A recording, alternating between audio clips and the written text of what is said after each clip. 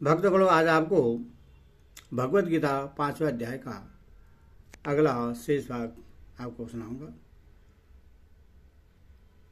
हिंदी में आप इसको ध्यान पर सुने और इस चैनल को लाइक सब्सक्राइब जरूर करें। सुनिए। कृष्ण भगवान कहते हैं, कहीं कर्मुखी भगवत रमण करने को संन्यास कहा है तो कहीं काम्य कर्मों को त्याग को, कहीं मन के कर्मों के त्याग को, तो कहीं कर्मयोग को, कहीं कर्मों के स्वरूपतः त्याग को, तो कहीं सांख्य योग अर्थात ज्ञान निष्ठा को संन्यास कहा है। इसी प्रकार कहीं कर्मयोगी को सन्यासी और संन्यास योग युक्तात्म कहा गया है। इससे यह सिद्ध होता है कि गीता में संन्यास शब्द सभी जगह एक ही अर्थ में व्यवहित नहीं हुआ है। प्रकरण के अनुसार उसके पृथक पृथक अर्थ होते हैं।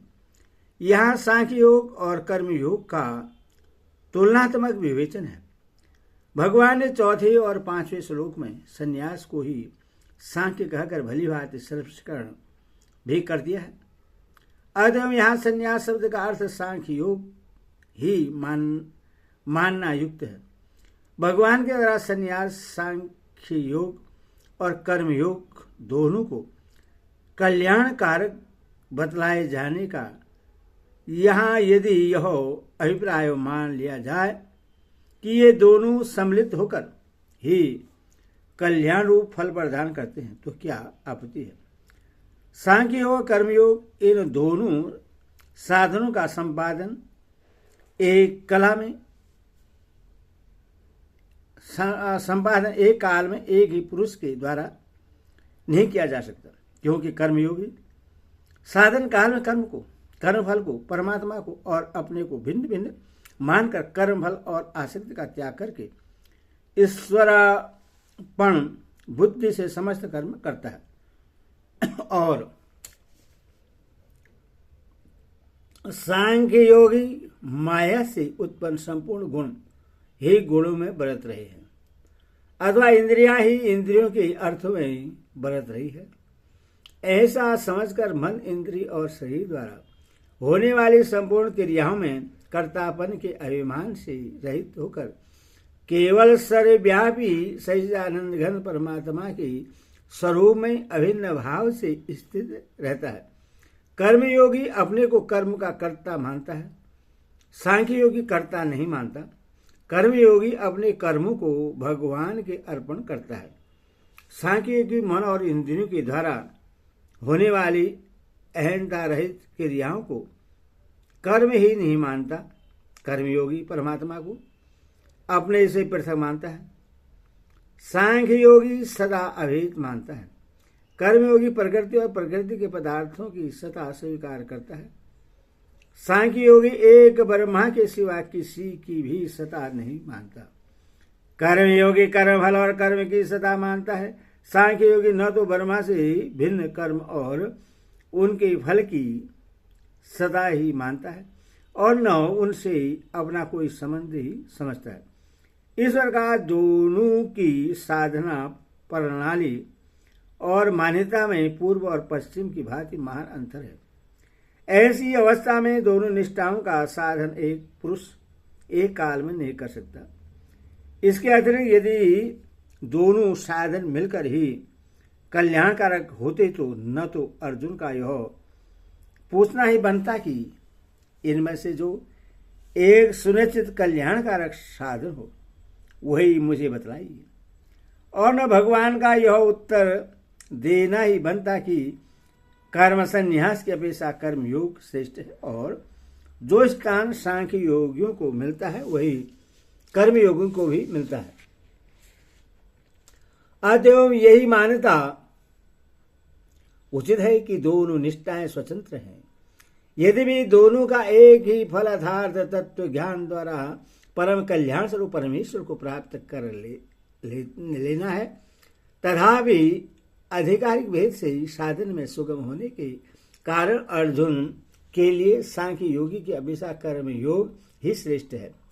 जब संन्यास ज्ञान योग और कर्म योग दोनों ही अलग अलग स्वतंत्र रूप से ही परम कल्याण करने वाले हैं, तो फिर भगवान ने यहाँ सांख्य योग की अपेक्षा कर्मयोग को श्रेष्ठ क्यों बतलाया है? कर्मयोगी कर्म करते हुए भी सदा सन्यासी है। वह सुखपूर्वक अनायास ही संसार बंधन से छूट जाता है। उसे शीघ्र ही परमात्मा की प्राप्ति हो जाती है।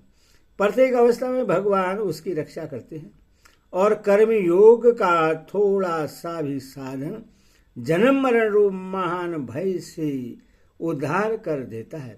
किंतु ज्ञान योग का साधन कलेश युक्त है और पहले कर्म योग का साधन किए बिना उसका होना भी कठिन है।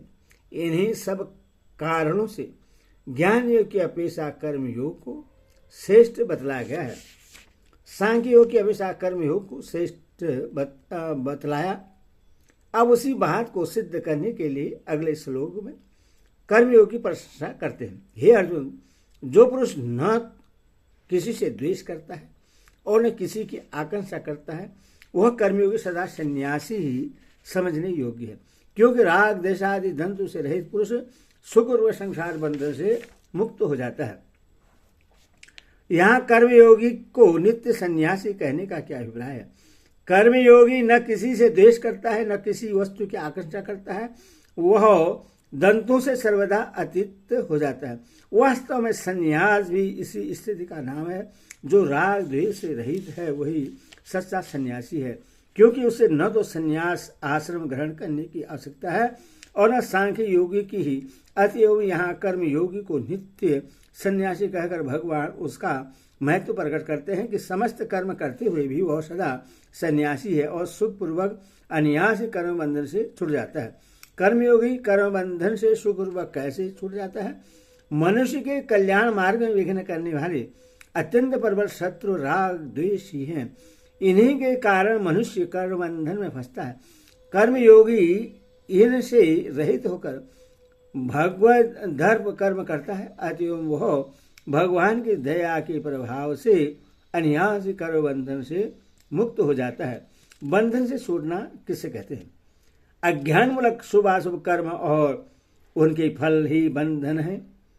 इससे बंधा होने के कारण ही जीव अनवरत जन्म और मृत्यु के चक्कर में भटकता रहता है। इस जन्म मरण रूप संसार सदा के लिए समंदर छोड़ जाना ही बंधन से छूटना है। साधक में सुगम होने के कारण सांख्य योग की अपेक्षा कर्म योग को श्रेष्ठ सिद्ध करके अब भगवान दूसरे श्लोक में दोनों निष्ठाओं का जो एक ही फल निश्चय है परम कल्याण बतला चुके हैं। उसी के अनुसार दो श्लोकों में दोनों निष्ठाओं की फल में एकता का प्रतिपादन करते हैं। उपयुक्त संन्यास और कर्मयोग को मूर्ख लोग पृथक पृथक फल देने वाले कहते हैं, न कि पंडितजन, क्योंकि दोनों में एक में भी समय प्रकार से स्थित पुरुष दोनों के ही फल रूप परमात्मा को प्राप्त होता है। सांख्य व कर्म योग को भिन्न बदलाने वाले बालक मूर्ख हैं। इस कथन से भगवान का क्या अभिप्राय है? सांख्य योग और कर्म योग दोनों ही परमार्थ तत्व के ज्ञान द्वारा परम पद रूप कल्याण की प्राप्ति में हेतु है। इस प्रकार दोनों का फल एक होने पर भी जो लोग कर्मयोग का दूसरा फल मानते हैं और सांख्य योग का दूसरा हुए फल भेद की कल्पना करके दोनों साधनों को पृथक पृथक मानने वाले लोग बालक हैं, क्योंकि दोनों की साधन प्रणाली में भेद होने पर भी फल में एकता होने के कारण वस्तुतः दोनों में एकता ही है। कर्म योग का तो परमार्थ ज्ञान के द्वारा परम पद की प्राप्ति रूप फल बतलाना उचित ही है, क्योंकि मैं उनको वह बुद्धि योग देता हूँ जिससे वे मुझे प्राप्त होते हैं। उन पर दया करने के लिए ही मैं ज्ञान रूप दीपक के द्वारा उनका अंधकार दूर कर देता हूँ। कर्मयोग की शुद्धकरण होकर अपने आप ही उस ज्ञान को प्राप्त कर लेता है इत्यादि भगवान की वचनों से यह सिद्ध ही है। परंतु सांख्य योग तो स्वयं ही तत्व ज्ञान है। उसका फल तत्व ज्ञान के द्वारा मोक्ष का प्राप्त होना कैसे माना जा सकता है? सांख्य योग परमार्थ तत्व ज्ञान का नाम नहीं है। तत्व ज्ञानियों से सुने हुए उपदेश के अनुसार किए जाने वाले उसके साधन का नाम है, क्योंकि 13वें अध्याय के 24वें श्लोक में ध्यान योग, सांख्य योग और कर्म योग ये तीनों आत्मदर्शन के अलग अलग स्वतंत्र साधन बतलाए गए हैं। इसीलिए सांख्य योग का फल परमार्थ ज्ञान के द्वारा मोक्ष की प्राप्ति बतलाना उचित ही है। भगवान ने 18वें अध्याय में 39 श्लोक से 25वें तक ज्ञान निष्ठा का वर्णन करते हुए ब्रह्मभूत होने के पश्चात अर्थात ब्रह्मा में अभिन्न भाव से स्थित रूप सांख्य योग को प्राप्त होने के बाद उसका फल तत्व ज्ञान रूप पराभक्ति और उससे परमात्मा के स्वरूप को यथार्थ जानकर उसमें प्रविष्ट हो जाना बतला है। इससे यह स्पष्ट हो जाता है कि सांख्य योग के साधन से यथार्थ तत्व ज्ञान होता है, तब मोक्ष की प्राप्ति होती है। पंडित शब्द का क्या अर्थ होता है? परमार्थ तत्व ज्ञान रूप बुद्धि का नाम पंडा है। परमार्थ तत्व ज्ञान बुद्धि का नाम पंडा है और वह जिसमें हो उससे पंडित कहते हैं। अतएव अर्थात तत्व ज्ञानी सिद्ध महापुरुष का नाम पंडित है। एक ही निष्ठा में पूर्णतः स्थित पुरुष दोनों के फल को कैसे प्राप्त कर लेता है? दोनों निष्ठाओं का फल एक ही है और वह है परमार्थ ज्ञान के द्वारा परमात्मा को प्राप्ति। अतएव यह कहना उचित ही है कि एक में पूर्णतः स्थित पुरुष दोनों के फल को प्राप्त कर लेता है। यदि कर्मयोग का फल सांख्य योग होता और सांख्य योग का फल परमात्मा साक्षात्कार मोक्ष की प्राप्ति होती तो दोनों में फल भेद होने के कारण ऐसा कहना नहीं बनता, क्योंकि ऐसा मानने से सांख्य योग में पूर्ण रूप से स्थित पुरुष कर्मयोग के फल स्वरूप सांख्य योग में तो पहले से ही स्थित है, फिर वह कर्मयोग का फल क्या प्राप्त करेगा? और कर्मयोग में भली भांति स्थित पुरुष यदि सांख्य योग में स्थित होकर ही परमात्मा को पाता है तो वह सांख्य योग का फल सांख्य योग के द्वारा ही पाता है। फिर यह कहना कैसे सार्थक होगा कि एक ही निष्ठा में भली भांति स्थित पुरुष दोनों के फल को प्राप्त कर लेता है। इसीलिए यही प्रतीत होता है कि दोनों निष्ठाएं स्वतंत्र हैं और दोनों का एक ही फल है। इस प्रकार मानने से ही भगवान का यह कथन सार्थक होता है कि दोनों से किसी एक निष्ठा में भली भांति स्थिर पुरुष दोनों के फल को प्राप्त कर लेता है। 13वें अध्याय के 24वें श्लोक में भी भगवान ने दोनों को ही आत्म साक्षात्कार का स्वतंत्र साधन माना है।